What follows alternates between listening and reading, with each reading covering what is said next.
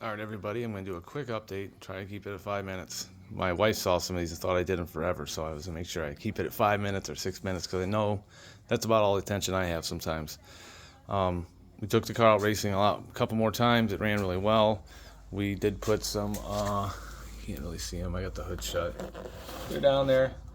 QA1 Alum Stars double adjustable struts. They're not coilovers. I didn't do that. They're just struts because they were expensive enough as it is.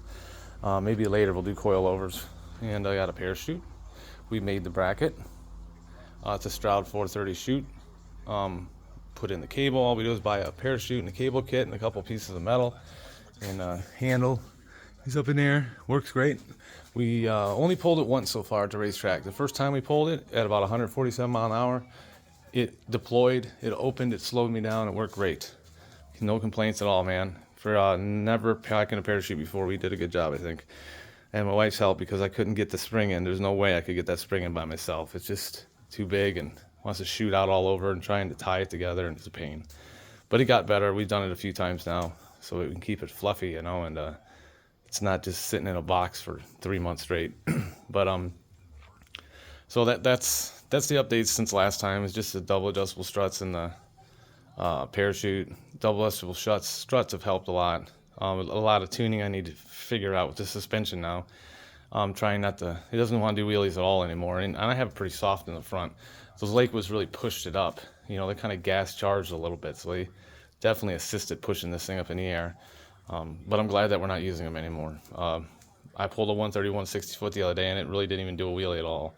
And we're still kind of launching it pretty soft, trying to figure everything out so that we can make it down the track. My tires, I think Johnny Quick had these tires. He ran, I think, 10 or 15 passes on the Street Outlaw show, right? And I bought them for pretty cheap. Now, they worked good last year, but this year, as time went on, they're getting harder, stiffer.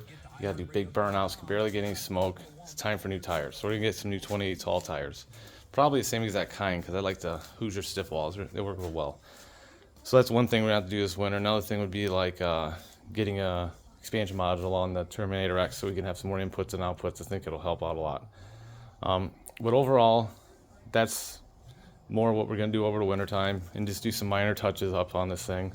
I want to make sure I can able to get a 8.5 chassis cert next spring. I want to make sure my roll cage is capable of it because I made it. So we got to go over that, or I got to go over that. But that's it for the winter projects. There's a lot of little things I want to do. You know, like every racer, I got tons of stuff I want to do to it, but that's the major things. So overall, the most boost I ran through it was 19 psi.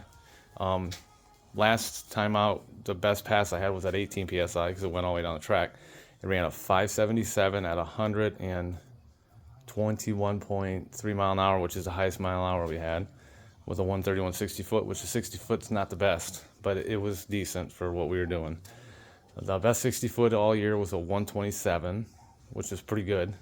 And that was with those Lakewood front struts too. You know, that's when I was just really ramping it in so slow because of wanting to shoot the front end up in the air. And the best quarter mile was a 9:29 at 147 mile an hour. That's when we pulled the parachute. But I only ran that at about 15 pounds of boost or so because I had to keep the RPMs down because of my high gear ratio in the back, 410 rear end gears.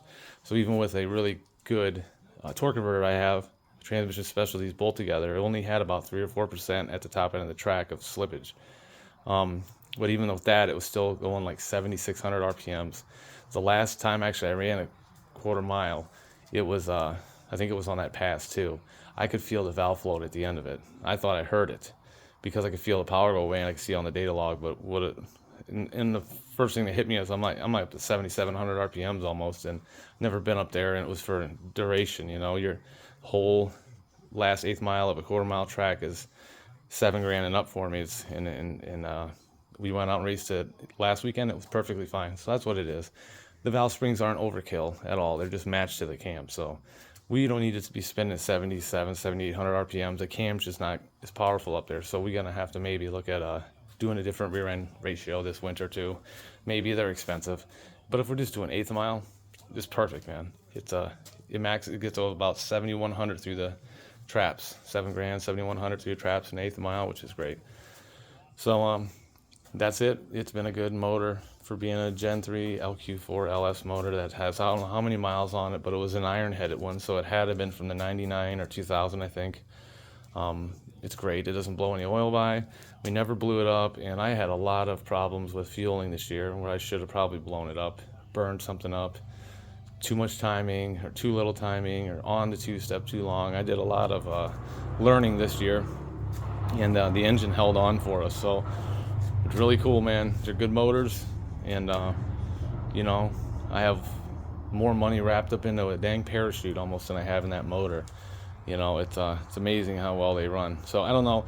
I did we did weigh the car, I think, since the last time I did a video. 3,420 pounds with me in it. So without me in it, it's like 3,240, which isn't that bad for what it is. It still has power windows, power locks, power hatch. Most of it's interior except for the dashes. After, you know, I modified that years ago, but it's still got all the carpet and insulation and, you know, consoles and everything else. It just has a different dash. So, but that's it. I just figured I'd update this in case anybody wants to see it.